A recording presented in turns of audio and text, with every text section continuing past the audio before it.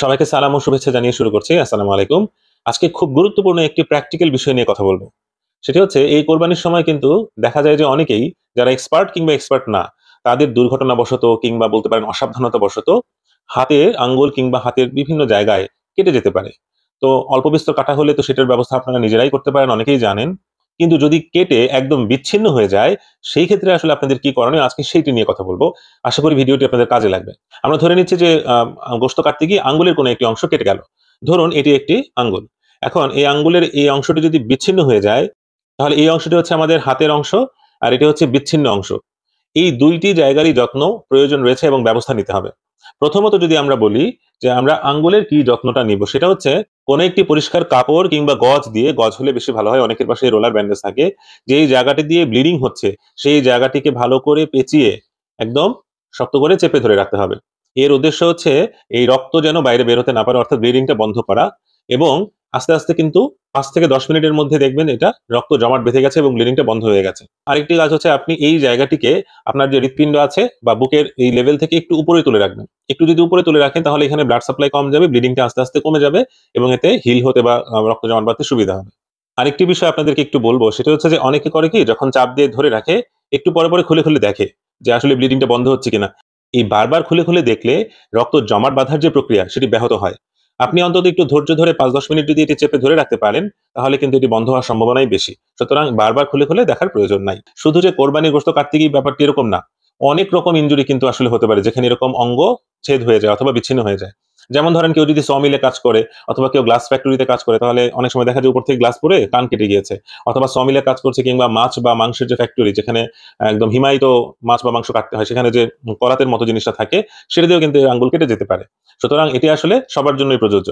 এমন অনেকেই আছে যাদের এরকম অঙ্গহানি হয়ে গেছে বা বিচ্ছিন্ন হয়ে গেছে শুধুমাত্র না জানার কারণে, অথবা কি টেকনিকে এটাকে সংরক্ষণ করতে হবে সেটি না জানার কারণে এই কাটা অবস্থায়, অঙ্গহানি অবস্থায় সারাটা জীবন পার করতে হয়েছে। তো আপনাদের জন্য সুসংবাদ হচ্ছে এটাই যে আপনারা যদি সঠিকভাবে সংরক্ষণ করতে পারেন এবং ২ আপনারা যদি সঠিক জায়গায় যেতে পারেন সঠিক সময়ে, তাহলে কিন্তু আপনাদের এই অঙ্গহানি অবস্থায় সারা জীবন হয়তো পার করতে হবে না। এটিকে সংযুক্ত করা সম্ভব। এবং এটি কিন্তু প্লাস্টিক সার্জনরা এই ব্যাপারটিকে খুব এক্সপার্টলি হ্যান্ডেল করছেন। এবার চলুন জেনে নিই কাটা অংশটি কিভাবে সংরক্ষণ করবেন বা নিয়ে যাবেন। কাটা যে অংশটি আছে, সেই অংশটি যদি মাটিতে পড়ে যায় কিংবা এটা তো আসলে দেখা যায় বিচ্ছিন্ন হওয়ার পরে ময়লা লেগে যেতে পারে। সেজন্য পরিষ্কার পানি দিয়ে এটি ১ম এ ধুয়ে নিবেন। সেটা হতে পারে ট্যাপের পানি অথবা আপনি যে পানি খান, সেই পরিষ্কার পানি দিয়ে এটি ধুয়ে নিবেন। বিচ্ছিন্ন হয়ে যাওয়া কাটা অংশটিকে ভালো করে ধুয়ে নেওয়ার পর আমরা একটি ভেজা স্টেরাইল গজ নিব, মানে পরিষ্কার গজ নিব। অথবা আমরা যেটা করতে পারি, গজ যদি একান্তই না থাকে, পরিষ্কার একটি কাপড়ের টুকরাকে ভিজিয়ে নিব। এবং এই ভেজা মানে এই না যে একদম টপটপ করে পানি পড়ছে, জাস্ট ময়েস্ট ভেজা। ধরুন এটি একটি পরিষ্কার গজ। আমরা এবার এর ভেতরে এই কাটা অংশটিকে রাখলাম, রেখে এটিকে পেঁচিয়ে নিলাম এবং এটিকে ঢেকে নিলাম। ঢেকে নেওয়ার পর আমরা যে মেথডে সংরক্ষণ করবো সেটাকে বলা হয় ব্যাগ ইন ব্যাগ মেথড। অর্থাৎ এর পরের ধাপটি হচ্ছে আমরা এরকম একটি ওয়াটার টাইট পলিব্যাগ নিব, যেটি পরিষ্কার এবং আগে ব্যবহার করা হয়নি এরকম। নিয়ে এর ভেতরে যে কাটা অংশটি আছে সেটিকে আমরা রেখে দিব। এই রেখে দিলাম। তারপরে আমরা মুখটি বন্ধ করে দিলাম। তাহলে প্রথম ব্যাগ হয়ে গেল।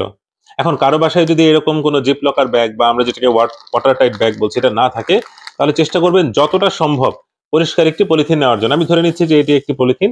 তাহলে এই পলিথিনের ভেতরে এই কাটা অংশটি রেখে এটার মুখটা এমন ভাবে বন্ধ করতে হবে যেন এর ভেতরে পানি ঢুকতে না পারে। ঠিক আছে? তাহলে হয়ে গেল আমার প্রথম ব্যাগ। এরপরের কাজটা হচ্ছে ব্যাগ ইন ব্যাগ। তার মানে আমাদের আরো একটি ব্যাগ রেডি করতে হবে। আমি ধরে নিচ্ছি যে এটি একটি পরিষ্কার পলিথিন। এরকম পলিথিন আপনারা ইউজ করতে পারেন। এবার এর ভেতরে এরকম বরফের টুকরা দিতে হবে। বরফের টুকরা আমার কাছে এই মুহূর্তে নাই। এগুলোকে আমি বরফের টুকরা হিসেবে ধরে নিচ্ছি। এগুলো আসলে টেবিল টেনিস বল। তো বরফের টুকরা হিসেবে আমি এগুলোকে দিব। তাহলে বরফটা থাকবে এবং বরফের সাথে, সাথে আস্তে, আস্তে পানিও গলে, গলে পড়বে। এরপরে আমাদের যে একটু আগে একটা ব্যাগ তৈরি করেছিলাম, এটার ভেতরে বিচ্ছিন্ন অংশটি আছে। এই বরফের উপর এটাকে প্লেস করব। প্লেস করে এটার মুখটিও আমরা একদম ভালোভাবে বন্ধ করে দিব। ঠিক আছে? তাহলে ওয়াটার টাইট হয়ে গেল। এটার ভিতরে আর পানি ঢোকার সম্ভাবনা নাই। আপনারা চাইলে এরকম বক্সও ইউজ করতে পারেন, যার একটি ঢাকনা থাকবে এবং এটি ওয়াটার টাইট থাকবে। তো বক্সটি নিয়ে তার ভিতরে আপনারা এরকম বরফ দিবেন। বরফ থাকবে এবং বরফ থেকে হয়তো পানি গলে, গলে পড়বে।